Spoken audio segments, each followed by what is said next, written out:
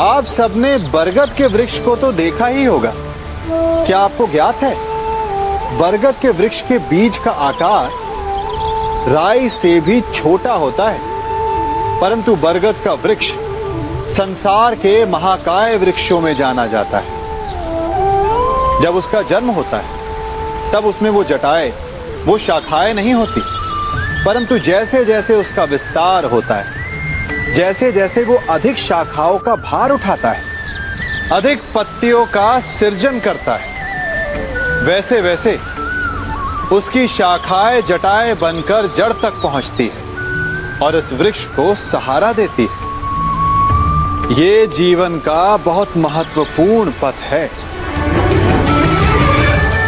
बिना लोभ लालच शुभ कार्य करें, अन्य लोगों की सहायता करें। धीरे धीरे आपने जिनकी सहायता की वो आपके सहायक बनते जाएं, आपकी जड़ों को और बलशाली बनाएंगे, आयु मान और आकार बढ़ाएंगे। सहजीवन, सहायता और निष्काम कर्म आपको मृत्यु के पश्चात भी मरने नहीं देगा, आपको अमर रखेगा। आज मैं आप सबको एक कहानी सुनाता हूं। एक दिन गोकुल में दो व्यापारी आए। एक व्यापारी शहद का था, बड़ा मीठा शहद था उसका, परंतु वो गोकुल में टिक नहीं पाया। उसके व्यापार ने घाटा खाया और शीघ्र ही वो गोकुल छोड़कर चला गया। और दूसरा व्यापारी मिर्च का था। पहले दिन वो एक पोटली लाया और दूसरे ही दिन वो पूरी बैलगाड़ी भर कर लाया और धीरे धीरे पूरी मथुरा में उसकी धाक जम गई।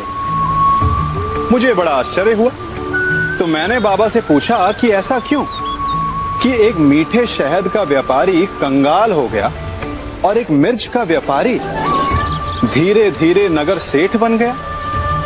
बाबा मुस्कुराए और उन्होंने कहा कि मीठी बोली बोलने वाले की तीखी मिर्च भी बिक जाती है।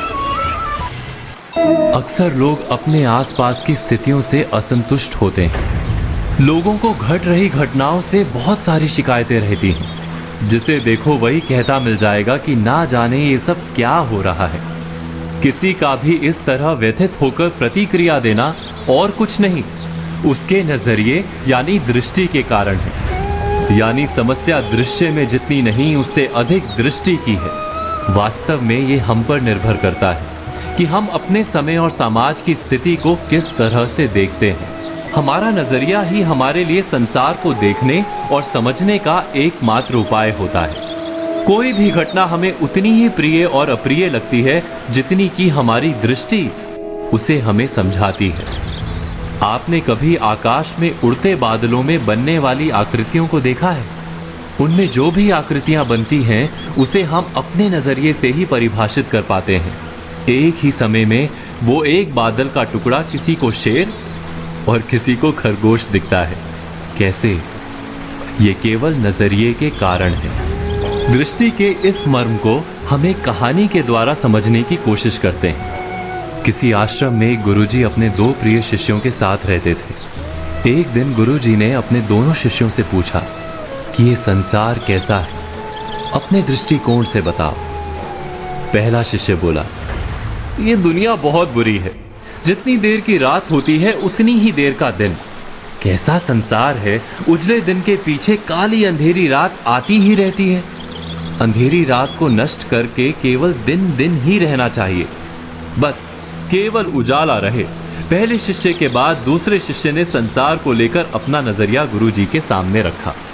हर काली रात के बाद एक महाप्रकाशित दिन आरंभ होता है गुरुजी। सूर्य देव संसार को हर दिन नई ज्योति से भर देते हैं। लोग अपने अपने काम पर निकलते हैं।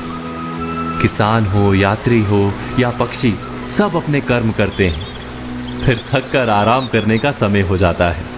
शाम घिरने लगती है तो हम सूर्य को विदा कर दीपक जलाते हैं और रात में भी उजाला कर लेते हैं।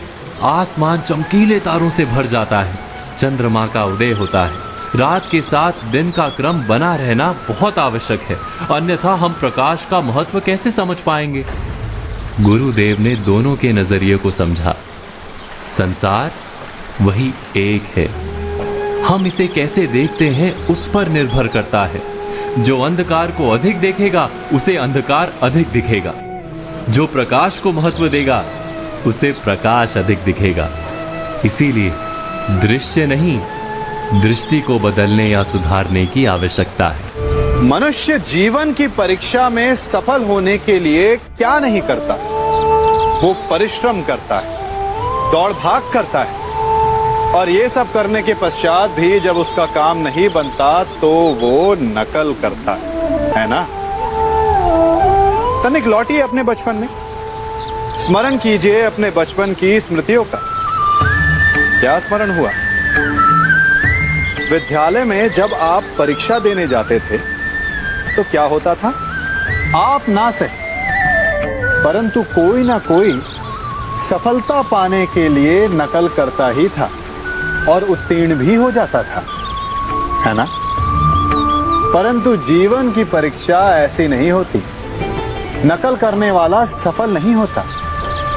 कारण विद्यालय में सबके प्रश्न पत्र एक होते थे, परंतु जीवन के प्रश्न पत्र और उनकी कठिनाई सबके लिए भिन्न होती, तो निश्चित रूप से उनके उत्तर भी भिन्न होंगे ना।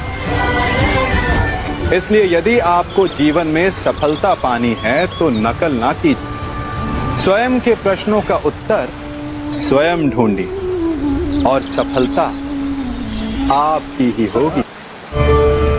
मनुष्य भी बड़ा विचित्र प्राणी है। अपनों से नीचे के स्तर के लोगों को वो हे दृष्टि से देखता है, उनका उपहास उड़ाता है, उनसे बार बार कहता है कि तुम्हारा कुछ नहीं हो सकता, तुम भविष्य में कुछ नहीं कर पाओगे।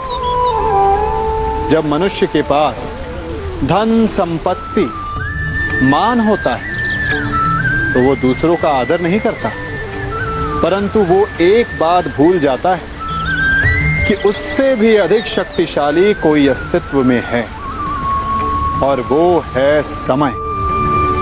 काल काल अपना चक्र कब बदलेगा ये कोई नहीं जानता। समय अपनी करवट कब लेगा ये कोई नहीं जानता। कोयला भी समय के साथ साथ हीरे में परिवर्तित हो जाता है। इसलिए जीवन में कभी भी किसी का भी उपहास नहीं उड़ाना चाहिए। हमारा शरीर प्रकृति का एक महान आविष्कार है। इससे जटिल संरचना संसार में और कोई नहीं। हमारा शरीर जितना जटिल है, यदि इसे ठीक से जाना जाए तो इससे अधिक सरल ज्ञान देने वाला और कोई नहीं। हमारे शरीर में 5 इंद्रियां होती हैं जो हमें भाव, गुण और वस्तुओं का बोध कराती हैं। हमारे पास आंखें, नाक, स्पर्श के लिए त्वचा है, कान और जीभा है। सबका भिन्न भिन्न कार्य है। आंखों से देखना, कानों से सुनना, नथनों से श्वास लेना, त्वचा से स्पर्श करना और जीभा से स्वाद लेना। परंतु क्या आपने कभी सोचा कि प्रकृति ने हमें 2 आंखें दी, 2 नथने दी, 2 कान दी, स्पर्श के लिए ये पूरा शरीर दी, परंतु जीभा केवल 1 दी? ऐसा क्यों? क्योंकि प्रकृति चाहती है कि हम देखें अधिक, सुने अधिक और ज्ञान अधिक अर्जित करें, बोले कम। क्योंकि अधिक वाचाल नाश को निमंत्रण देता है। स्मरण रखिएगा, मनुष्य का जीवन हार और जीत, विजय और पराजय, सफलता और असफलता के मध्य झूलता रहता है। आपके साथ भी ऐसा होता होगा, है ना? जब आप सफल होते हैं, किसी चुनौती पर विजय पाते हैं, तो मन प्रसन्नता से आनंद के उपवन में झूमने लगता है। और जब आप असफल होते हैं तब मन दुख और पीड़ा के सागर में डूबने लगता है। परंतु वास्तव में सफलता और असफलता है क्या? तनिक ध्यान से सोचिए। ये केवल हमारी मनोस्थिति मात्र है। हमारी पराजय तब नहीं होती जब हमारा शत्रु विजय प्राप्त कर ले। हमारी पराजय तब होती है जब हम पराजय स्वीकार करें। हम असफल तब नहीं होते जब हम लक्ष्य ना पा सके। हम असफल तब होते हैं जब हम प्रयास करना बंद कर दें। इसलिए प्रयास करते रहें और हार ना मानें, क्योंकि जिस दिन आप हार स्वीकारना बंद कर देंगे, जीत आपके चरणों में होगी।